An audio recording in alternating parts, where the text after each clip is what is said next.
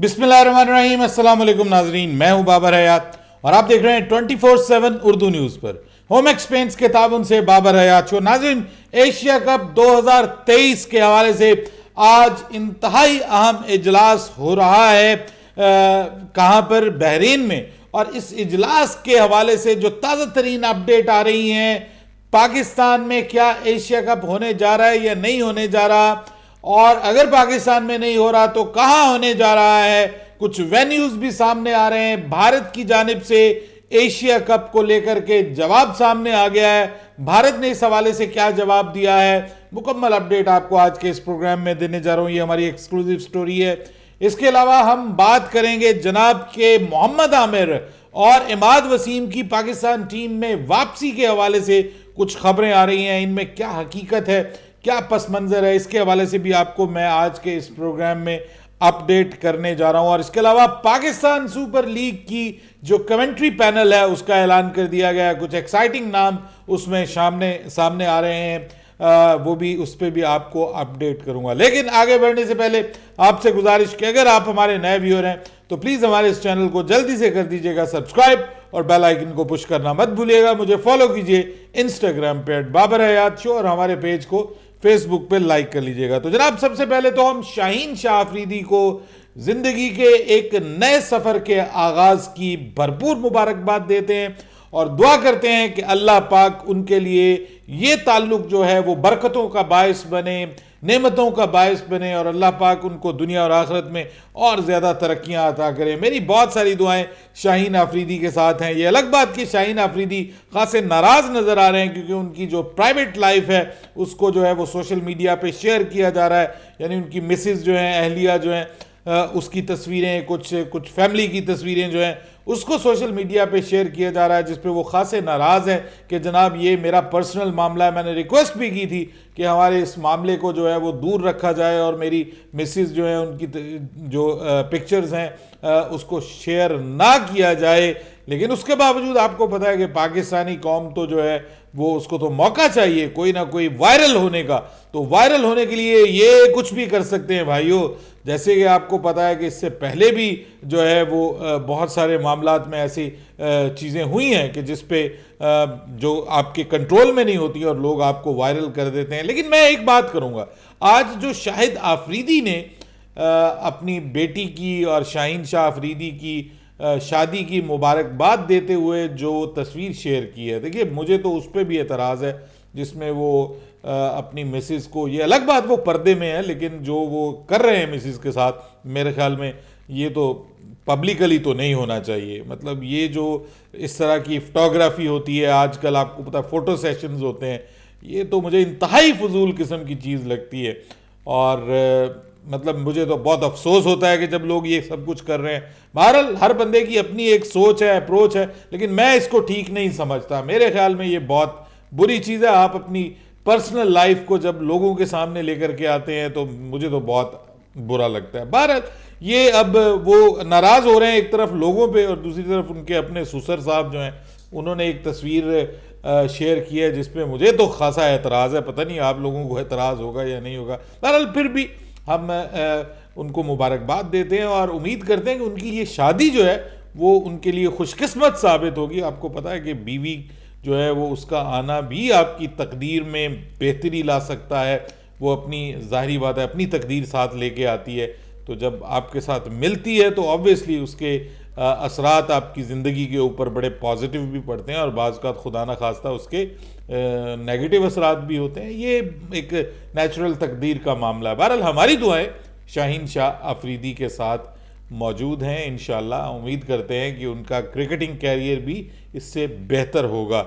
Normally शादी एक बहुत ज़बरदस्त चीज़ है जी, और इससे इंसान को बहुत सारे फ़ायदे हासिल होते हैं और इंसान का जो फोकस है वो फिर अपने काम के ऊपर होता है। वो फिर इधर उधर नहीं देखता ना, समझते होंगे आप इस चीज़ को। फिर वो बंदा फोकस्ड हो जाता है अपने काम पे, तो इसके अक्सर आपकी ज़िंदगी के ऊपर पॉजिटिव असरात पड़ते हैं। बहरहाल जनाब, बात करें अगर हम एशिया कप की, तो आज एशिया कप का इजलास जो है वो आखिरी खबरें आने तक जारी है। लेकिन इस अजलास में जो है वो अब सिर्फ ये डिसाइड करना बाकी रह गया है कि एशिया कप अब कहाँ होगा, क्योंकि ये बात तो अब तय कर ली गई है कि एशिया कप जो है वो पाकिस्तान में नहीं होगा।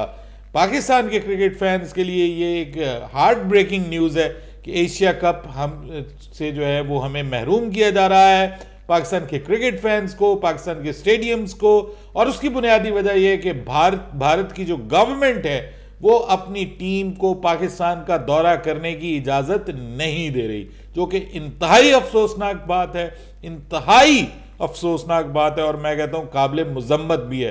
मैंने कल भी अपने प्रोग्राम में कहा कि खेल को जो है वो पॉलिटिक्स से दूर रखना चाहिए, खेलों को खेलों के तौर पे लेना चाहिए, लेकिन हमारे मुल्कों में ऐसा नहीं होता। ये ज्यादती है पाकिस्तान के क्रिकेट फैंस के साथ, और मैं यही कहूंगा कि ऐसा नहीं होना चाहिए। अब इसके मुकाबले में अगर पाकिस्तान की टीम जो है वो कहते हैं जी, हमारा चेयरमैन ये कहता है कि नहीं जी हम इंडिया नहीं जाएंगे, तो ये भी गलत बात है। मैं कहता हूं कि जी क्रिकेट होनी चाहिए, दोनों तरफ से मैं ये कहता हूं कि ये होना चाहिए। लेकिन अब पाकिस्तान क्रिकेट बोर्ड का इस हवाले से क्या रद्द अमल होगा, क्या पाकिस्तान क्रिकेट बोर्ड जो है वो इस पूरे एशिया कप का बाइकआउट कर देगा, या फिर एशिया कप का वेन्यू चेंज किया जाएगा। पिछली बार आपको पता, पिछली से पिछली बार एशिया कप भारत में होना था, लेकिन पाकिस्तान एशिया कप के लिए भारत में नहीं गया, और फिर भारत ने एशिया कप जो था वो यूएई में करवाया था, आपको याद होगा 2018 का Asia cup, if I am not wrong.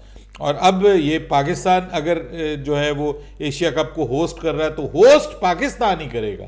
लेकिन अब वेन्यू जो है वो दो सामने आ रहे हैं, या तो ये यूएई में होगा या फिर ये श्रीलंका में होगा। पाकिस्तान में अनफॉर्चुनेटली एशिया कप नहीं होने जा रहा, क्योंकि भारतीय क्रिकेट बोर्ड ने अब ये कंफर्म कर दिया है कि they are not going to Pakistan for Asia Cup 2023। अब एक नई बहस शुरू होगी, सब लोग कहेंगे, पाकिस्तान की जानिब से भी जज्बाती लोग कहेंगे कि नहीं जी पाकिस्तान को भी वहां नहीं जाना चाहिए। देखिए, पाकिस्तान अगर वहां नहीं जाएगा तो ये पाकिस्तान का नुकसान है, और नुकसान भी इन अ सेंस कि पाकिस्तान एक आईसीसी का मेंबर है, और पाकिस्तान बाउंड है कि आईसीसी का इवेंट जहां भी हो वो पाकिस्तान वहां शिरकत करेगा। इसी तरह इंडिया भी बाउंड है कि वो जहां भी आईसीसी का इवेंट होगा इंडिया शिरकत करेगा। इसलिए 2025 में जो आईसीसी चैंपियन ट्रॉफी पाकिस्तान में हो रही है, भारत मजबूर होगा, पाबंद होगा कि वो उसमें शिरकत करे और आकर के पाकिस्तान वो आए। तो मेरे ख्याल में भारत के लिए तब पाकिस्तान में आने से इनकार जो है वो मुश्किल हो जाएगा। अब दोनों तरफ जो है वो हॉक्स मौजूद हैं जो कहते हैं कि नहीं ये इधर नहीं जाएंगे, वो उधर नहीं जाएंगे। खुदा के लिए इसको दूर करें और क्रिकेट को क्रिकेट के तौर पे लें, और दोनों टीमों को एक दूसरे के साथ क्रिकेट खेलनी चाहिए। यही मेरा पॉइंट ऑफ व्यू है। मैं को मतलब इसमें मेरी तो कोई ज़ाती हैसियत नहीं है कि मैं कोई डिसीजन करूं। ये डिसीजन पाकिस्तान क्रिकेट बोर्ड को करना है और पाकिस्तान की गवर्नमेंट को करना है कि पाकिस्तान इंडिया जाएगा या नहीं जाएगा। लेकिन वेन्यूज़ जो हैं अब दो सामने आ गए हैं, या ये श्रीलंका में होगा या फिर ये यूएई में खेला जाएगा। इसके अलावा अगर हम बात करें तो मोहम्मद आमिर और इमाद वसीम की वापसी को लेकर के कुछ खबरें आ रही हैं।